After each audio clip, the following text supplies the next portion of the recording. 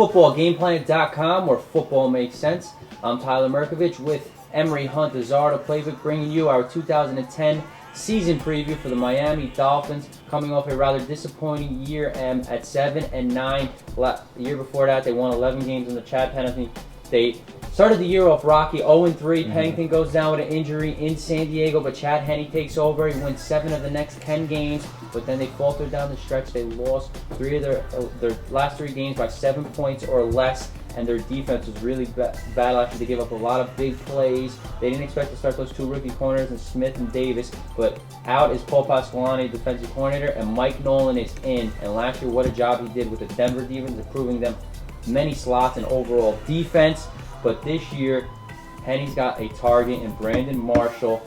Brown was injured last year. Williams had a good year at running back.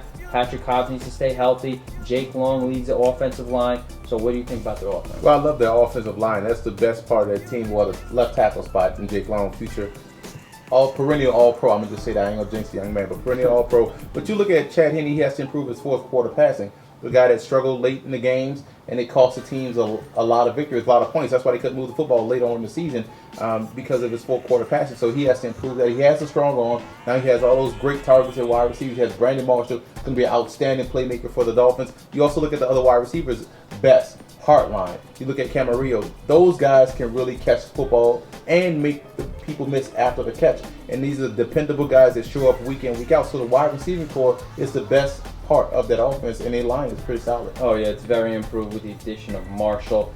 Offensive line, they pick up Richie Incognito. This guy was shunned. A lot of people, not saying too many good things about this guy, that he's a head case and he has a lot of penalties, but Donald Thomas is going to compete with him for the right guard spot. He's been healthy. He thinks he's going to start. Jake Grove came over from Oakland last year. He's a good center who's very physical. Vernon Carey found a nice home at right tackle. There'd be a disappointment at left tackle, and Nate Garner looks like the starter at left guard, but they drafted John Jerry at Mississippi in the 3rd round.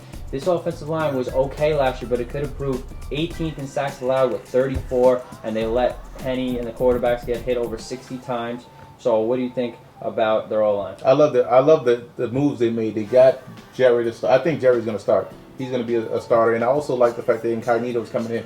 Nasty player, a Parcells type of guy, a Sperano type of guy, a guy who's going to get in there and fight, play after play, but he has to control his emotions. He has to cut down those personal foul penalties that plagued him in St. Louis that got him really shipped out. So Incognito, when he's focused, outstanding guard, he's going to play solid week in, week out. That's going to help out the running backs, because the only question I have about the running backs is their health.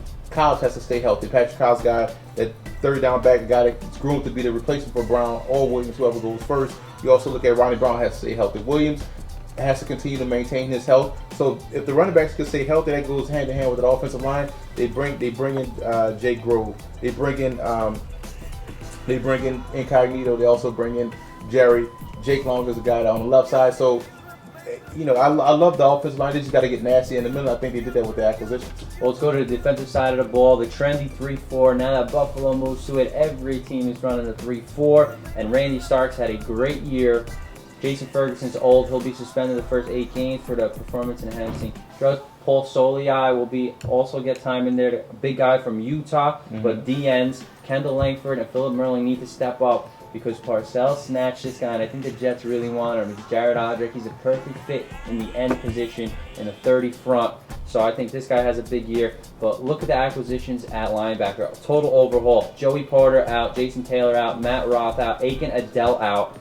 In is Carlos Dansby. They gave him a bunch of money, and Channing Crowder stays there. The Cameron Wake, they really like this guy in Canadian Football League. He's going to get some time. They drafted Koa Misi, who's a defensive end in college out of Utah, and AJ Eds, 4th round out of Iowa. They think he could cover well. So an overhaul in the linebacking corps. Is that going to stay consistent? Well, they have to get better up front, and that's the problem. They have to get better at the DNs. And you look at Langford and drafting Odrick, they're going to heavily count on these guys to come in and make a lot of plays for that defense, because that's one thing that was a problem for the Dolphins last year, that defensive front. And you also look at Wake. You mentioned Wake, linebacker out of CFL, a lot of speed, a guy that was always making a big play, always chasing down somebody in the backfield. So I like the fact that they did get late. They did bring in Dansby, which should allow Channing Crowder to make more plays. He's a good playmaker. He doesn't make a lot of wild plays, but he's always dependable and makes a lot of tackles. So The linebacking core, I think, is going to be fine.